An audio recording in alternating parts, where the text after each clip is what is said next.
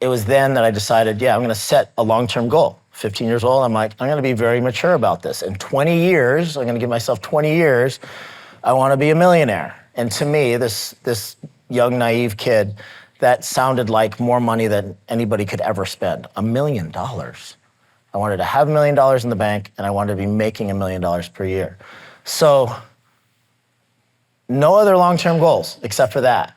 A lot of people in the world have just a financial goal and just a financial set of parameters that they utilize to be able to gauge whether somebody's successful or not, whether they're successful or not. But this was just this subconscious goal that I had in the back of my head always. $1 million in the bank, $1 million net worth. 6 dental practices, and my CPA calls and says, hey, check out your tax return. I need you to check it for accuracy. We need to e-sign this. It needs to be sent off by midnight tonight. I pulled out my laptop and I looked at the top line, and there it was. The first time it was like $1 million, 38,000. First time in my life, made $1 million. And I took that laptop and I shut it and I stared out the window of my home office, and I thought to myself, this is really weird because I finally accomplished this 20-year goal, and I've never been more miserable in my life. Miserable. And that was when I started this framework that we now call the 4 Futures, and we use this every single day in my coaching group. And it stands for mind, meaning, muscle, and money, if you're gonna go in clockwise manner from the top. Mind, meaning, muscle, and money. So let's take mindset. Your ability to handle stress, your internal dialogue, what you're saying over and over and over again in your mind. How do you react? We call it equanimity. We have a word per year in my coaching group. Equanimity was our word last year.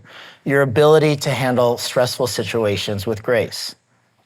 Okay, equanimity, my ability to handle stress, my mindset. How is that if I was to grade myself at that particular time in my life? Huge benchmark, hit a 20-year goal. My mindset was terrible, constantly beating myself up, no ability to handle stress. So stressed that all of my quadrants were suffering, and I'll get to that here in a second. But my mindset, if I was to gauge myself and grade myself back then when I had accomplished this huge feat of becoming a millionaire, I would have to give myself like a 0 out of 10 in the mindfulness quadrant. The meaning quadrant now, we define it as personal relationships, your legacy, your purpose, your why, the reason why we're doing all of this, the reason why we're working so hard, the reason why I travel away from my family, the reason why I spend 2 months a year in third world countries. Why? My purpose at the time, my personal relationships, my marriage was on the rocks because I did not know how to handle stress, and I took it all home with me, and I was always gone. And when I was home, I was vacant. She was basically a single mom to those three young boys. They called me a boss hole at work because I was not a nice person to be around. I led in a very dictatorial, negative feedback loop to my 50 or so employees at the time. I was not a nice person. I was not the type of person that you would want to hear speak, and I was in no position to be mentoring or giving anybody advice because that period of my life, I was just not in a good place. Meaning quadrant, 0 out of 10. Muscle quadrant, I was an athlete in college. I was an athlete my whole life.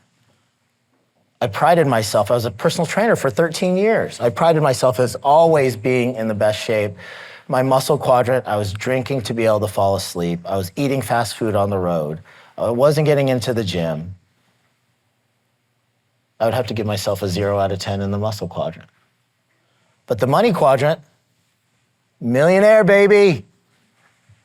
I had a beautiful custom house on a golf course, 2 brand new cars, kids in private school, 6 successful dental practices. By all outside appearances, I was killing it. Let's just give me a 10 out of 10 there. So I'm not a math major, but a 10 out of 40 is still a failing grade. So when we go into this profession, we have a couple things in mind. Whether or not you want to admit it, a big part of it probably had to do with financial security. Probably some of it was the fact that you had a DR in front of your name, and there's some pretty good street cred that comes with that. But more than anything, I bet most of you guys became dentists because you wanted to help people, and you saw a way to positively affect your family and the community, and still makes a little bit of coin at the same time. Is that fair? You don't have to admit about the coin, but I'm thinking that most people are here for the right reasons. But I think that it's very, very important as you go through your career that you have some sort of assessment mechanism to be able to say, am I really successful just because I finally crested the $200,000 income mark, or the $300,000 income mark, or the $500,000 or the $1 million income mark? Am I really successful if my personal relationships are falling apart, or I can't make it up a flight of stairs without losing my breath, or I can't bend down to pick up my kids, or my mindset is constantly spinning that I'm a loser and I'm not worthy and I hate my life? These are just some of the easy ways that you can assess yourself from time to time to make sure that you're staying on track.